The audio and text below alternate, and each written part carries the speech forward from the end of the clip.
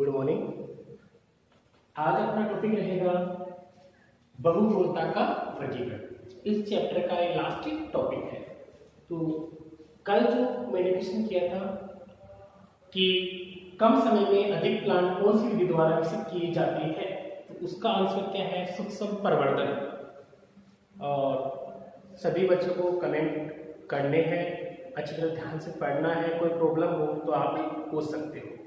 तो इसके बाद में भी आपको क्लास में क्वेश्चन किया जाएगा, तो आप उसका जवाब कमेंट बॉक्स में जरूर डालें। देखिए, ये बड़ा क्वेश्चन तैयार होता है आपका बहुपूर्णता के वर्गीकरण को समझाइए, या लिखते हैं ब्रोन के अनुसार जो वर्गीकरण किया गया है उस बहुपूर्णता को समझाइए। तो पहले इस बहुपूर्णता को बताया था मैंने। बहुपूर्णता किसे कहते हैं? एक बीज में अनेक गुणों का पाया जाना। एक बीज में अनेक गुणों का पाया जाना क्या कहलाता है? बहुपूर्णता। खोज की थी एंटोनी वॉन ल्यूवेनहोक ने, किसमें? संतरे के बीज में। अब यहाँ पर किसके अनुसार? ब्रोन के अनुसार और अन्य वैज्ञानिकों के अनुसार कितने भागों में बांट दिया इसको? 4 भागों में बांट दिया है। तो देखिए, सबसे पहले कौन सी बहुपूर्णता? सरल बहुपूर्णता। दूसरी कौन सी है? मिश्रित। तीसरी अपस्थानिक। चौथी कौन सी है? विदलन। तो कितने प्रकार हो गए? सबसे पहले सरल, दूसरा मिश्रित, तीसरा अपस्थानिक, चौथा विदलन। तो 4 प्रकार से बहुपूर्णता पाई जाती है। अब देखो इसमें बहुपूर्णता फर्स्ट कौन सी है? सरल बहुपूर्णता। क्या होती है? तो जब ये क्या है, तो बीजाणु कहाँ होता है? अंडाशय में होता है। तो ये आपको बताया हुआ है कि ये कहाँ पाया जाता है? अंडाशय में पाया जाता है। तो बीजाणु है, उसमें किसी कारणवश अनेक भ्रूणकोश बन जाते हैं। क्या बन जाते हैं? अनेक भ्रूणकोश। तो मैंने वो सामान्यतः यहाँ 1 से 3 बना दिया। देखो, तो ये बीजाणु है और उसमें अनेक क्या बन गए? भ्रूणकोश बन गए। तो प्रत्येक, अब इस सब में क्या होती है? अंडकोशिका रहेगी। सभी में कौन सी कोशिका रहेगी? अंडकोशिका रहेगी। तो सभी भ्रूणकोशों की अंडकोशिका से किसका निर्माण होता है? भ्रूण का। तो सामान्यतः आपको बताया हुआ है, सामान्यतः एक बीजाणु में यहाँ पर एक भ्रूणकोश पाया गया है, तो एक ही अंडकोशिका होती है। परंतु यहाँ पर अनेक अंडकोशिका होगी। अनेक अंडकोशिका से क्या बन जाएंगे? अनेक भ्रूण बन जाएंगे। इसे क्या कहते हैं? सरल बहुभ्रूणता। तो आप क्या बताओगे? जब बीजाणु में किसी कारणवश एक से अधिक भ्रूणकोश बन जाते हैं, तो प्रत्येक जो भ्रूणकोश है उनसे अंडकोशिका से क्या बन जाते हैं? भ्रूण बन जाते हैं। तो उसे क्या कहते हैं? सरल बहुभ्रूणता। तो जितने भ्रूणकोश होंगे उतने अंडकोशिका होगी और उतनी क्या बन जाएंगे? भ्रूण का निर्माण हो जाएगा, जिसे क्या कहते हैं? सरल बहुभ्रूणता कहते हैं। अब एग्जांपल केजुराइना मोंटाना, यानी सरल बहुभ्रूणता किस प्लांट में पाई जाती है? केजुराइना मोंटाना में पाई जाती है। तो क्लियर? दोबारा देख लीजिए इस पॉइंट को, चित्र ध्यान देना कि जब बीजाणु में अनेक भ्रूणकोश हो जाते हैं और प्रत्येक अंडकोशिका से इसका निर्माण हो जाता है, भ्रूण का निर्माण हो जाता है, तो उसे क्या कहते हैं? सरल बहुभ्रूणता कहते हैं। क्लियर? सेकंड पॉइंट, मिश्रित बहुभ्रूणता। मिश्रित बहुभ्रूणता। अब इसमें क्या होता है? जब बीजाणु में ये भ्रूणकोश में ऊपर एंटीमोरल कोशिका है, नीचे साइकोशिका और बीच में द्वितीयक केंद्र।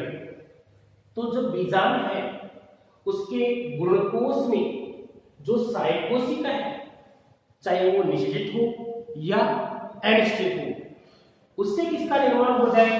भ्रूण का निर्माण हो जाए, तो उसे क्या कहते हैं? मिश्रित। तो दोनों में डिफरेंस, यहाँ पर तो अनेक भ्रूणकोश बने और प्रत्येक कोशिका अंडकोशिका से क्या बना था? भ्रूण। जबकि यहाँ पर बीजाणु में जो भ्रूणकोश है उसमें कौन सी कोशिका है? साइकोशिका।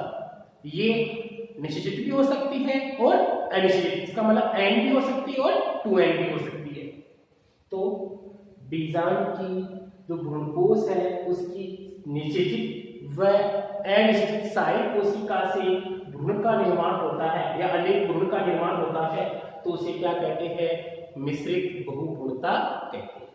अब इसको 2 भागों में बांट दें।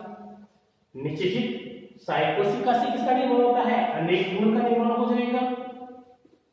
और दूसरा अनिश्चित सहायक कोशिका से किसका निर्माण हो जाए, अनेक गुण बन जाए। तो उसे दो प्रकार में बांट दिया, निश्चित सहायक कोशिका से और अनिश्चित। अब मिश्रित बहुगुणता है, आपने दोनों में डिफरेंस में दोबारा बताऊं आपको। यहाँ पर सहायक कोशिका है वो निश्चित भी हो सकती है और अनिश्चित, उससे क्या बन जाते हैं, गुण। तो उसे क्या कहते हैं, मिश्रित बहुगुणता कहते हैं। ठीक है, ये दोनों प्रकार से हो सकती है। इसका एग्जांपल है एरिस्टोलोकिया ब्रैकेटा और आर्जिनोम मैक्सिकाना। आर्जिनोम मैक्सिकाना, इनमें कौन सी पाई जाती है, मिश्रित बहुगुणता पाई जाती है। ठीक है, तीसरा पॉइंट अपस्थानिक बहुगुणता।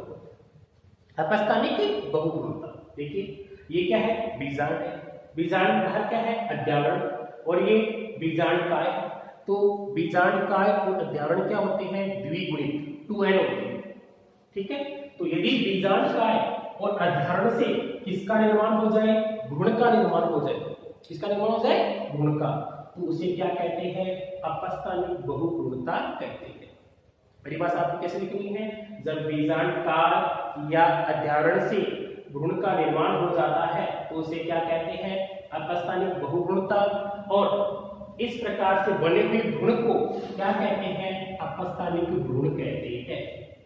क्या कहते हैं, अपस्थानिक गुण कहते हैं। और इस प्रकार की बहुगुणता किसमें पाई जाती है, जामुन या किसमें पाई जाती है, आम में पाई जाती है। ठीक है, लास्ट टॉपिक विदलन बहुगुणता। विदलन बहुगुणता में क्या होता है कि जब जायगोट किससे बना था, अंड कोशिका और प्राथमिक नवीन से, जायगोट या प्रागभ्रूण दोनों में से विभाजन के दौरान क्या बन जाए, अनेक भ्रूण बन जाए। तो जायगोट या प्रागभ्रूण में जो विदलन क्रिया होती है, विदलन का मतलब विभाजन के दौरान अनेक भ्रूण बन जाते हैं, तो उसे क्या कहते हैं, विदलन बहुगुणता कहते हैं। ठीक है, जायगोट प्रागभ्रूण में विभाजन के दौरान अनेक भ्रूण बनते हैं, तो उसे क्या कहते हैं, विदलन बहुगुणता कहते हैं। इसका जो सबसे पहले जो अध्ययन था किसने किया था, जेफ्रे नामक वैज्ञानिक ने किया था। और कौन से प्लांट में किया था, लिलिएसी कुल के प्लांट में किया। अब इसका एग्जाम्पल है जो आप विदलन बहुगुणता यूलोफिया आर्किड में क्या पाई जाती है, अधिक पाई जाती है, यूलोफिया और आर्किड में। अब यूलोफिया और आर्किड है उसमें 3 प्रकार से बहुगुणता पाई जाती है। यहाँ क्वेश्चन बनता है यूलोफिया और आर्किड में कितने प्रकार से बहुगुणता पाई जाती है, 3 तरह से होती है, फर्स्ट सेकंड थर्ड, ये देखो। तो पहले तो किस प्रकार से हो सकती है कि यूलोफिया और आर्किड में जो जायगोट है, युग्मनज है, उसमें इसका निर्माण होता है, पिंड का निर्माण हो जाता है, और पिंड से निभाग की ओर क्या बन जाते हैं, अनेक भ्रूण बन जाते हैं। जायगोट से पिंड और पिंड से अनेक भ्रूण किधर की तरफ, निभाग। निभाग कौन सी तरफ होता है, ये बात निभाग ही कहलाता है। तो निभाग की ओर अनेक भ्रूण बन जाते हैं। तो ये तो पहली कंडीशन हो गई। दूसरी कंडीशन क्या होती है कि प्राग भ्रूण से क्या निकलती है, अतिवर्ती, और उनसे क्या बन जाते हैं, नए पादप। तो प्राग भ्रूण से क्या निकलेगी, अतिवर्ती, और उससे पादप बन जाते हैं। और तीसरी कंडीशन क्या होती है, जिसको अपन ये कह सकते हैं तंतुमय भ्रूण भी कहते हैं। तो इसमें क्या होता है, जब प्राग भ्रूण से अनेक शाखाएं निकलती है, जब प्राग भ्रूण से क्या निकलती है, अनेक शाखाएं निकलती है, और प्रत्येक शाखा से किसका निर्माण हो जाए, भ्रूण का। प्राग भ्रूण है उससे शाखाएं निकलेगी, और प्रत्येक शाखा से इसका निर्माण हो जाता है भ्रूण का। तो उस भ्रूण को तो क्या बोलते हैं, तंतुमय भ्रूण। इस 3 प्रकार से यूलोफिया और आर्किड में इसका निर्माण हो जाता है, अनेक भ्रूण का निर्माण। अब इस पॉइंट को दोबारा रिवाइज करो, ध्यान देना चाहिए क्या क्या हुआ। फर्स्ट, सरल बहुगुणता में अनेक भ्रूण कोष बनेंगे, और उससे प्रत्येक अंड कोशिका से अनेक भ्रूण बन जाते हैं, तो उसे सरल बहुगुणता। मिश्रित बहुगुणता में क्या होता है, सहायक कोशिका चाहे निश्चित हो चाहे अनिश्चित हो, उससे किसका निर्माण होता है, अनेक भ्रूण का। फिर अपस्थानिक में क्या होता है, बीजांड काय और अध्यावरण से अनेक भ्रूण बनते हैं, जिसमें एग्जांपल जामुन बहुगुणता। विदलन बहुगुणता में प्राग भ्रूण में विभाजन होने से अनेक भ्रूण बन जाते हैं, उसे क्या कहते हैं, विदलन बहुगुणता।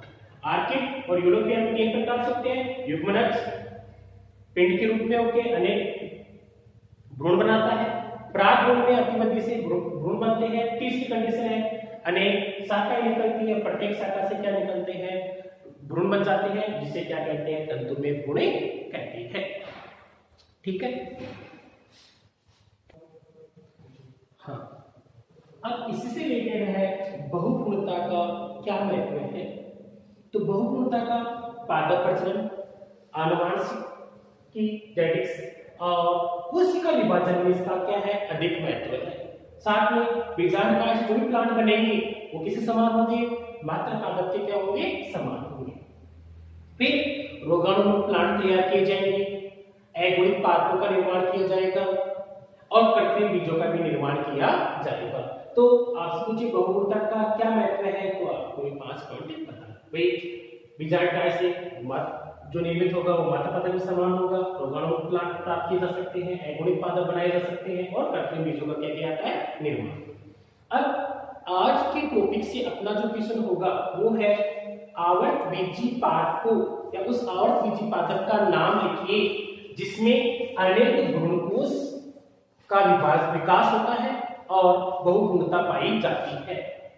ठीक है। अब आपकी यूनिट फर्स्ट कंप्लीट हो चुकी है, पहली यूनिट कंप्लीट हो चुकी है। मैंने जो आज क्वेश्चन किया है वो किया है कि एक आवर्त बीजी प्लांट का नाम लिखना है जिसमें अनेक भ्रूणकोश बनते हैं और अनेक भ्रूण बन जाते हैं। अब बात करेंगे फर्स्ट यूनिट। फर्स्ट यूनिट है वो 1 से लेकर 4 क्वेश्चन आते हैं फर्स्ट यूनिट में, और कितने नंबर के क्वेश्चन आएंगे, 4 अंक के। कितने अंक के आएंगे, 4 अंक के, जिसमें एक आता है 1 नंबर का और एक आएगा 3 नंबर, यानी एक तो सेक्शन ए में आएगा और एक आएगा सेक्शन सी में। तो अभी बात करेंगे 2019 में कौन कौन से क्वेश्चन आए हैं। तो यहां आया था अनिषेक बीजता किसे कहते हैं, यह आया था 2019 में। और 3 नंबर का क्वेश्चन वहां पे जो था वो था